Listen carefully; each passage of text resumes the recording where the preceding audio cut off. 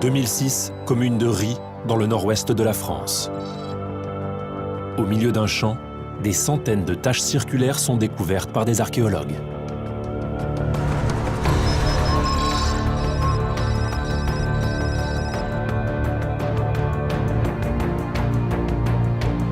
Les experts vont tenter de répondre à 3 questions. À quoi correspondent ces taches sombres? Pourquoi sont-elles aussi nombreuses? S'agit-il des vestiges d'une activité humaine? Nous appellerons cette affaire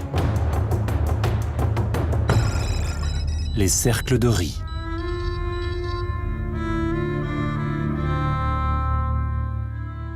Chacune de ces taches sombres qui se détachent très nettement du calcaire correspondent en fait à des creusements faits par l'homme.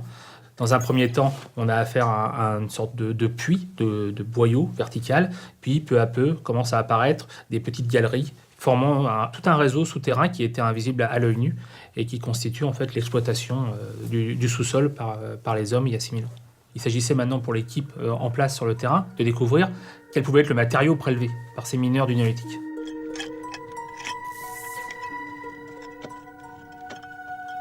À l'intérieur des puits, des éclats de roches affleurent partout le long des boyaux étroits.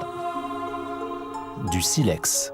Voilà donc ce que les hommes du néolithique venaient chercher ici. Plus de 7 tonnes d'objets sont découverts. Au laboratoire, l'observation des restes d'outils retrouvés sur le terrain permet de reconstituer la manière dont ces hommes ont creusé le sol il y a plus de 6000 ans. Ils vont se mettre en haut et ils vont prendre des outils qu'ils avaient à leur disposition, soit des silex embranchés, soit des bois de serre, tout particulièrement, soit peut-être des outils en bois, comme des baramines en bois en fait. Et avec ça, ils vont creuser tout le puits. L'étude des fragments ramassés sur le site permet de déduire à quoi servaient les silex extraits de la mine. Tous ces éclats sont très comparables, ou presque identiques en fait. Ils correspondent tous au façonnage de ce qu'on appelle des outils massifs de type hache à polir. Donc on a quelques ébauches de pièces qui sont inachevées ou ratées, mais on comprend vite que la finalité, c'est la production de haches. Donc on a une production qui est énorme et qui correspond à un site. On n'est plus dans un site artisanal, on est vraisemblablement dans une industrie du silex à grande échelle. Alors la hache, c'est un objet qui est quand même assez emblématique pour le néolithique. Dans la littérature scientifique, on voit très bien la différence entre le passage de ces sociétés de chasseurs-cueilleurs de la préhistoire au néolithique, au défrichement des forêts. Et qui dit défrichement des forêts dit la hache pour pouvoir exploiter ces nombreuses forêts. À partir de ce site, on a 2 grandes problématiques qui se dégagent. Qui a exploité le site? Quel groupe humain? Et qui profitait de ces produits? Est-ce seulement le groupe humain qui travaillait sur la mine, ou est-ce un groupe beaucoup plus large? Est-ce qu'il y avait une diffusion large de ces matériaux? En explorant un large périmètre autour de la mine, les experts parviennent à dresser une carte de la région telle qu'elle était à l'époque néolithique. Plusieurs villages sont identifiés à quelques kilomètres de la mine, mais sur place, pas la moindre trace d'habitation.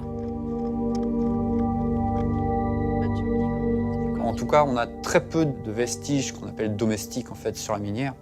On pense que le site était exploité donc par des populations qui étaient à moins de 5 ou 7 km alentour, donc ce qui leur permettait de faire l'aller-retour dans la journée. Ils venaient le matin pour exploiter la minière, ils creusaient ce qu'ils pouvaient creuser dans la journée, ils revenaient chez eux avec une partie du silex exploité. Alors sur ce site, ce qui est impressionnant, c'est la densité des structures. On a près de 500 puits étudiés, mais ces 500 puits étudiés, ce n'est qu'un petit transect de la mine, puisqu'en fait, les archéologues ont exploité que 2 hectares d'une mine qui en fait une vingtaine ou une trentaine. Donc il faut multiplier ce chiffre par autant de surface. Donc c'est une production de masse qui commence à apparaître à partir de cette période, à partir de cette période d'il y a 6000 ans, où on va produire en très grande quantité des outils. on a là une sorte de deux aspects de la vie du néolithique qui émergent à cette époque-là. La spécialisation du travail, un artisanat spécialisé, et une production de masse, une sorte de proto-industrialisation, on pourrait dire. Ainsi se termine l'affaire des cercles de riz. Mais d'autres fouilles, d'autres enquêtes attendent encore les experts du passé.